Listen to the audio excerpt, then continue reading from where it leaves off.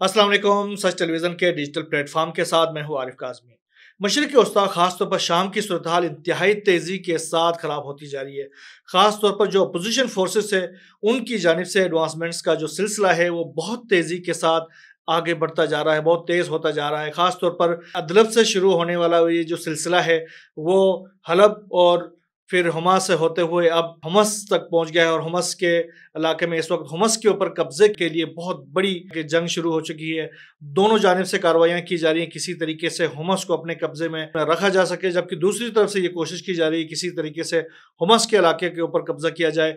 आज जो opposition forces हैं जो कि इसराइल बैक्ड हैं, जो कि तुर्की बैक्ड हैं और अमेरिकन बैक्ड हैं, उनकी जानिब से बाकायदा हमा के गवर्नर हाउस के अंदर से तस्वीर जारी की गई हैं, जिसमें देखा जा सकता है कि उनके जो पर्सनल है वो पहुंचे हुए गवर्नर हाउस के अंदर और उसके बाद वहां से उन्होंने तस्वीर जारी करके ये बता दिया है कि जो हुमा का जो शहर है वो हमारे कब्जे में है। इस वक्त जो है वो काफिले मुसलसल हमस की तरफ बढ़ते जा रहे हैं और हमस के ऊपर कब्जे की जो जंग है बहुत शदीद होती जा रही है। खासतौर पर अपोजिशन फोर्सेस है वो तुर्क बॉर्डर से हमस तक उन्होंने तकरीबन अब कंट्रोल कर लिया है एक तरह से, और साथ में उनके खौफ से जो है हजारों की तादाद में जो लोग हैं वो भी इन इलाकों से हिजरत कर रहे हैं। खासतौर पर तरतूस से और मुख्तलिफ इलाकों से हिजरत करके वो दिमिश्क की तरफ जा रहे हैं। देर जोर और दरा के हवाले से अगर हम बात करें तो इन इलाकों पर खासतौर पर जो इंटरनेशनली बैंड जो ऑर्गेनाइजेशन है उनके जो अनासिर हैं वो भी सर उठा रहे हैं और वो बहुत बड़ी तादाद में वो निकल रहे हैं और वो जो शामी फोर्सेस और उनकी जो इत्तेहादी फोर्सेस के ऊपर हमलों का सिलसिला उन्होंने भी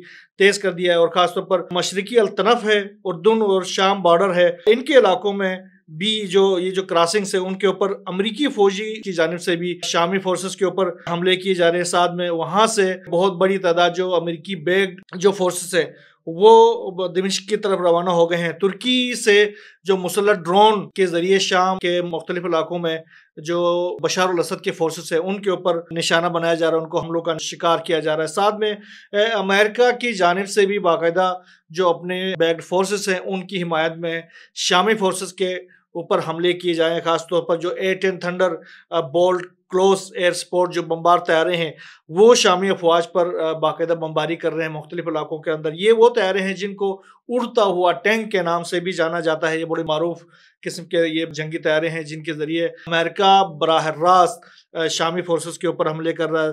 दूसरी तरफ रूस और शाम के जो अफवाज हैं उनकी जानिब से भी हमलों का सिलसिला अपोजिशन फोर्सेस के ऊपर जारी है। खासतौर पर रूसी तैयारों की जानिब से हुमसुर रस्तान जो पुल है उसको बमबारी करके तबाह कर दिया गया है। शामी और रशियन फोर्सेस की जानिब से जो कार्रवाइयाँ की गई हैं, खासतौर पर जो काफिलों को निशाना बनाया गया है उसमें तकरीबन 120 से जायद अपोजिशन जो फोर्सेस है उनकी हलाकतों की इतला सामने आई हैं और बड़ी मकदार में उनका जो गोला बारूद और असला है वो भी शामी और रशियन फोर्सेस के कब्जे में आ गई हैं।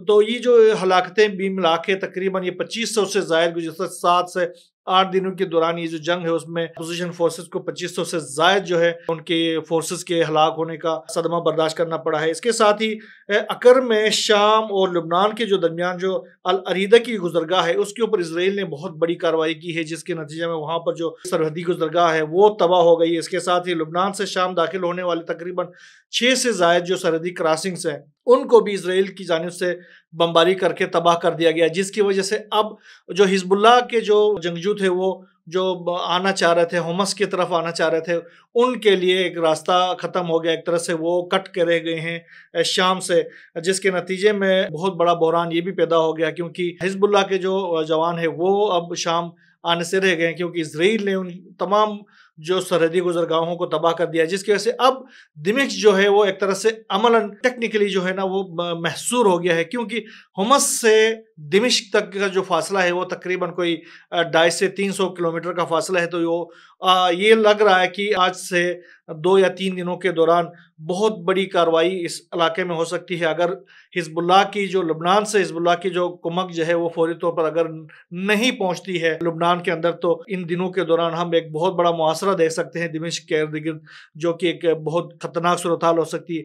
ये डेवलपमेंट्स हैं। इसके साथ ही इस वक्त आज पहुंचे हैं शाम के वजीर खारजा, इराक के वजीर खारजा और ईरान के वज़ीर ख़ारजा बगदाद में इकट्ठे हो गए हैं। वो इस जंग के हवाले से बहुत अहम किस्म की मीटिंग कर रहे हैं। इस मीटिंग के बाद लग यही रहा कि कोई अहम फैसला शाम की जंग के हवाले से किया जाएगा। साथ में आज किसी भी वक्त ईरान के सुप्रीम लीडर है आयतुल्लाह सैयद अली खामनाई की जानिब से भी एक अहम तरीन खिताब किए जाने का इम्कान है, जिसमें वो भी शाम की सूरत-हाल को फोकस करेंगे। इसके साथ ही हम मिडल ईस्ट के अंदर एक नई बदलती हुई सूरत-हाल को देखेंगे अनकरीब। ये कुछ डेवलपमेंट्स है। इसके साथ ही इसराइल और लुबनान की जंग के हवाले से बात की जाए तो इसराइल की जानिब से मुसलसल खिलाफ वर्जियों का सिलसिला जारी है। गुज़िश्ता जब जंग बंदी से अब तक की जो सरगर्मियाँ हैं जो रिकॉर्ड में लाई गई हैं, उसके मुताबिक तकरीबन 60 बार इसराइल की जानिब से जंग बंदी की खिलाफ वर्जियाँ की हैं। गुज़िश्ता दिन हिज़्बुल्लाह के जो सरबराह हैं शेख नईम कासिम, उन्होंने भी एक अहम तरीन खिताब किया था। उन्होंने कहा था कि दुश्मन मज़ाहमत को तबाह करना चाहता था दुश्मन, लेकिन मज़ाहमत ने दुश्मन का मुकाबला किया और उसको शिकस्त से दो चार किया। इस्तिकामती महाज जो है वो मजबूत है और फ़लस्तीनी और लुबनान के अवाम के साथ खड़ा है। तो ये उनका एक वो था। और उन्होंने साथ में ये भी कहा कि हम शाम के अंदर जो है अपने शामी जो भाई हैं उनको किसी तौर अकेला नहीं छोड़ेंगे और उनकी मदद व नुसरत हम हर सूरत में करेंगे।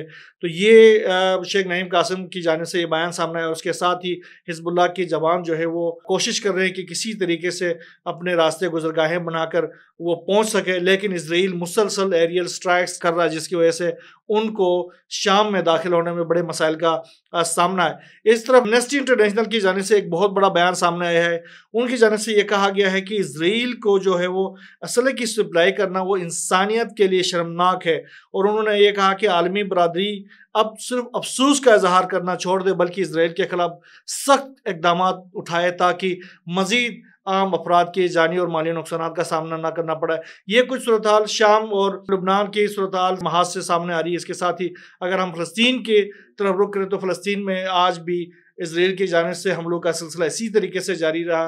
गुज़िश्ता 24 घंटों के दौरान जो कार्रवाइयाँ की गई हैं उसमें मजीद तकरीबन 30 से 35 अफराद शहीद हो चुके हैं, खासतौर पर जबालिया के अंदर। जबालिया के साथ साथ गजा के इलाके में और मुख्तलिफ दीगर इलाकों में, रिफा के इलाके में जो इसराइल की जानिब से हमलों का सिलसिला है वो शदीद होता जा रहा है। ख़ासतौर पर जो आम शहरी है उनको निशाना बनाया जाता है। जो हिजरत करके लोग उस तरफ आ गए हैं उनको निशाना बनाने की इसराइल की जानिब से कोशिश की जा रही है, जिसके नतीजे में आम अफराद का जो कत्ल आम है वो बहुत ज़्यादा तेज़ हो गया। इसके साथ ही अल-कसाम ब्रिगेड और अल-कुद्स ब्रिगेड समेत जो दीगर रेजिस्टेंस फ्रंट्स हैं उनकी जानिब से भी इसराइल के खिलाफ कार्रवाइयों का सिलसिला इसी तरीके से जारी है। गुज़िश्ता 2 महीने के दौरान जो कार्रवाइयाँ की गई हैं मज़ाहमती फ्रंट की जानिब से, उसकी तफसील शेयर की गई है इसराइली फोर्सेस की जानिब से, जिसके नतीजे में ये कहा जा रहा है कि तकरीबन 32 से ज़ायद इसराइली फोर्सेस अल-कसाम और अल-कुद्स समेत दीगर मज़ाहमती जो जंगजू हैं उनका निशाना बने हैं। तो ये कुछ डेवलपमेंट्स इस मशरिक़ वस्ता की सूरत हाल से सामने आ रही है। इस हवाले से मज़ीद जो भी डेवलपमेंट सामने आएंगे इंशाअल्लाह वो हम आपसे शेयर करेंगे। यहाँ बस इतना ही। अल्लाह हाफ़िज़।